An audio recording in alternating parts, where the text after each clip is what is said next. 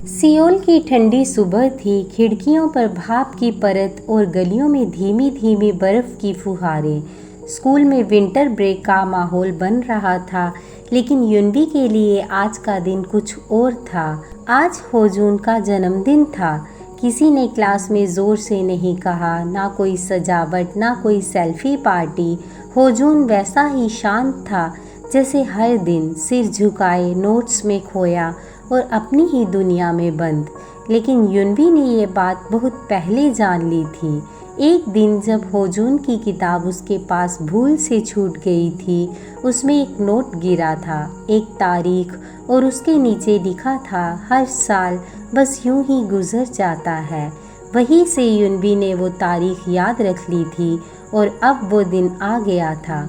उसने बहुत कुछ प्लान नहीं किया, बस कुछ छोटी बातें। उसने एक छोटी सी लाल डायरी खरीदी थी, एकदम वैसी जैसी उसकी अपनी थी।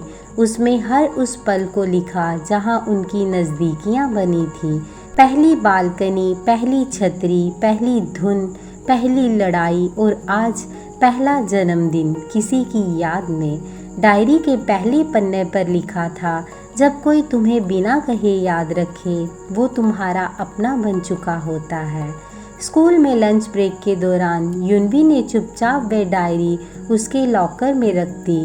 कोई नाम नहीं, कोई कार्ड नहीं, बस आखिरी पन्ने पर एक गिटार स्ट्रिंग चिपकी थी, जिसे होजून ने एक दिन टूटते हुए बदल दिया था और यूं ही फेंक दिया था, पर युनबी ने उसे संभाल लिया था। शाम को जब युनबी बालकनी में आई तो सामने सर्द हवा में कुछ खास हलचल थी। होजून वहाँ खड़ा था, हाथ में वही लाल डायरी।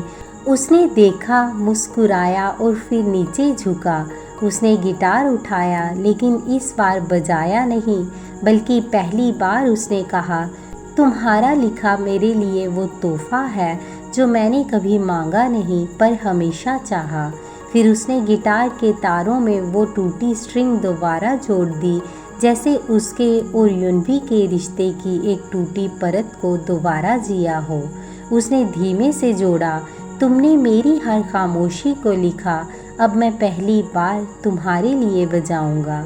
और फिर एक नई धुन शुरू हुई, जिसमें बर्फ़ के साथ भावनाएं गिर रही थी। उस दिन पहली बार होजून का जन्मदिन किसी ने चुपचाप नहीं, पूरे दिल से मनाया था। जनवरी की ठंडी हवा अब और भी सर्द हो चली थी। स्कूल में सर्दियों की छुट्टियां बस ख़त्म होने ही वाली थी और सभी छात्र नए साल के संकल्पों और तैयारियों में व्यस्त थे। लेकिन युनबी की दुनिया किसी और ही सोच में उलझी थी। वह आज बहुत खुश थी, क्योंकि पहली बार उसके जीवन में कोई ऐसा था जो उसकी खामोशियों को समझता था, जिसके बिना कुछ कहे भी सब कुछ कह दिया जाता था। लेकिन किसे पता था कि वह मुस्कान अब एक खबर के सामने टिक नहीं पाएगी।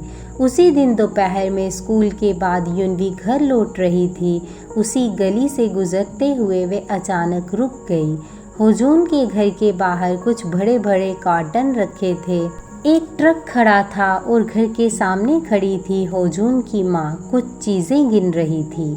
युनबी का दिल धड़क उठा। उसने हिम्मत करके पास जाकर धीरे से कहा, कुछ हो रहा है? होजून की माँ ने मुस्कुराकर कहा, हाँ बेटा, मेरे पति का ट्रांसफ़र हो गया है, हमें अगले हफ्ते बुसान जाना है। युनबी की सांस रुक गई। वह कुछ कह नहीं सकी, बस ठीक है कहकर वहीं से निकल गई। लेकिन उसके कदम अब पहले जैसे नहीं थे, भारी थे, बेजान थे।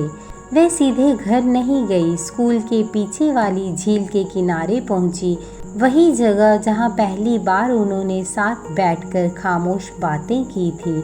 उसे याद आया वो पहली छतरी, वो पहली धुन, वो पतझड़ की शाम और सबसे ज़्यादा वो जन्मदिन की डायरी। अब वो सब कुछ अधूरा लगने लगा था। शाम को बालकनी में बैठते हुए युनबी की निगाहें बार बार उस तरफ गई, लेकिन होजून की खिड़की बंद थी। दूसरे दिन वे स्कूल नहीं गया, तीसरे दिन भी नहीं। युनबी जानती थी वह छुप रहा है, शायद खुद से भी।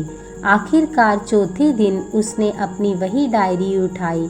और उसमें एक पन्ना लिखा, क्या बिछड़ना इतना ही आसान होता है, या हम बस इतना ही जानते हैं कि जाना ही समाधान है।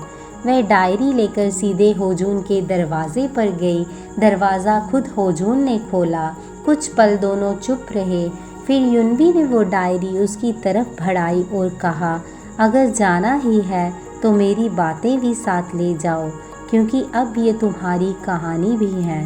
होजून ने धीरे से डायरी ली। उसकी आंखें नम थी, पर होंठों पर हल्की सी मुस्कान थी, जैसे कोई बिछड़ते हुए भी धन्यवाद कहना चाहता हो।